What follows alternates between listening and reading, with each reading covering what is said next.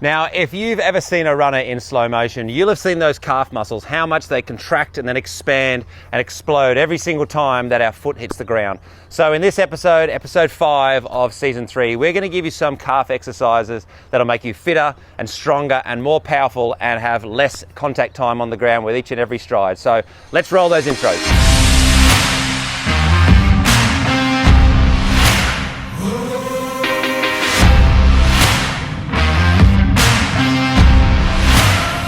Okay, thanks again for joining us here on Wire Run TV. Season 3, Episode 5. We hope you've enjoyed the first 4 episodes and got a little bit out of each of them. Over the past 7 days, there's been some incredible racing, particularly in track and field around the world, so hopefully you got to catch a few of those things.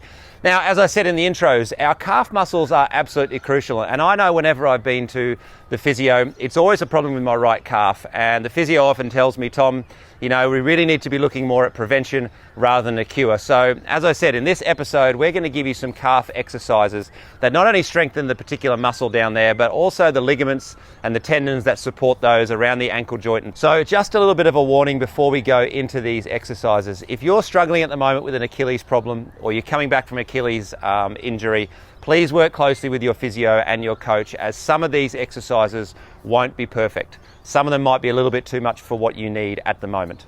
Okay, so the calf muscle is absolutely crucial in each and every one of our running strides. If it's strong, if it's quick, if it's powerful, if it's able to coil up and then release in a quick spring, then it's going to make our running easier and better, because the calf muscle is there for speed, it's there for strength, it's there for stamina, and it's also there as a bit of a braking mechanism as well. So we need to make sure we look after it, we need to make sure we care for it well, and part of that is doing regular exercises each and every week. So the first exercise that I want to talk about today is one that boxers use a lot, and it's one I know tennis players use a lot, and gymnasts and all those kind of sports that require that very quick ability to be able to spring off the ground and move around quickly. And that is the very old and very tried and tested skipping rope. It's something that I've put back into my running over the last 6 months, and I must admit I'm enjoying it. It's a great activity, but I'm also seeing the benefits as well. So putting in some skipping routines, putting in some skipping bounds for 30 seconds at a time will be really, really crucial. Now, when you're doing the skipping routine, try not to bend too much at the knee. Try and keep a straight leg and just bounce off the ground with each and every one. Start out with 30 seconds at a time, and if you want, you can put a little smaller hop in between each of the skips to make it a bit easier, because getting the coordination again, it can be quite difficult if you haven't done this since school days. Apart from anything else, skipping is an absolutely wonderful workout for cardio. You're going to feel your heart rate go up within 30 seconds, and it's one that's going to give your calf muscles a really good workout too. Okay, so the second exercise is the toe walk, the nice high toe walk. It's really useful, particularly if you spend a lot of time in shoes throughout your day. I use it when I'm coaching primary age kids. We do this barefoot and we do it on the grass so you can feel a nice contact with the surface. So basically all you do with it is you get up nice and tall on your toes. Try not to roll out, try and just roll forward up onto your toes, nice and balanced. And then just walk forward with small steps, keeping that nice tall posture. Once you've gone forward for about 10 meters, just walk back nice and easily and sort of do that 2 or 3 times. The other activity that goes perfectly with this is kind of the reverse. It's done exactly the same, bare feet, on grass, and it's called the heel walk. So it's almost the reverse. So you rock back on your heels, try and keep a straight leg as you possibly can. This one's a bit more difficult to keep a straight leg, but just heels onto the ground, short little steps for about 10 meters, and repeat that 2 or 3 times. So the third exercise is one that everyone knows. It's the single leg calf raises. Now in series 2, we caught up with a physio friend of mine, Miles Burfield up in Brisbane, and he talked about the importance of this one. Again, when we do it, try and roll through your big toe rather than rolling outwards. A lot of people tend to roll out in order to get more height, which is not what we need. We need it controlled, and we need to roll forward, and we need to roll up onto our big toe for this one. So with this one, you can do it 2 feet together. If you're just beginning, that's a great way to do it. But if you've done this before, then obviously going single leg, 10 or 15 on the left, 10 or 15 on the right by 3 sets would be absolutely perfect. Once you get a bit more into this and you become a bit more confident with it, you can unlock that knee, so you can bend the knee ever so slightly. That's going to isolate the soleus muscle, which is the lower part of your calf, and it's a good one to do, particularly off a small ledge as well. That's going to give you some extra benefit. Now the fourth exercise, it's a little bit like the skipping one, but it's called the straight-legged hop. So basically the same idea. Keep your 2 feet together, up nice and tall on the balls of your feet and bouncing up and down with a straight leg for sort of 10-15 seconds at a time. Once you become a bit more confident, you can move that up to 30 seconds. A good one, particularly if you don't have a skipping rope, or a good one if you're away from your gym equipment and you want to do that one. Now, the fifth and final calf exercise is one that I've put in the last year, and I really like it. It's called the box jump, or it's called the square jump, whatever you want to call it.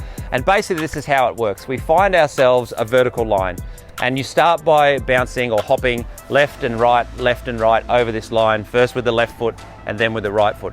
Then find a horizontal line and do the same, but this time bounce forward and back on the left and then on the right. Once you've got that and you've tried that for maybe a couple of weeks, you can then start to put all of those parts together, and you'll actually jump in a square or a box kind of shape. So you go forward and then to the side and then back and then to the side, and you repeat that on your left and your right. And it's a great one because, again, it's teaching us to have as little contact time with the ground as we possibly can. And when we watch those professional runners, we watch the better runners, we see that it's almost minimal. The amount of time that their foot comes down, it hits the ground, and it strikes back up really quick.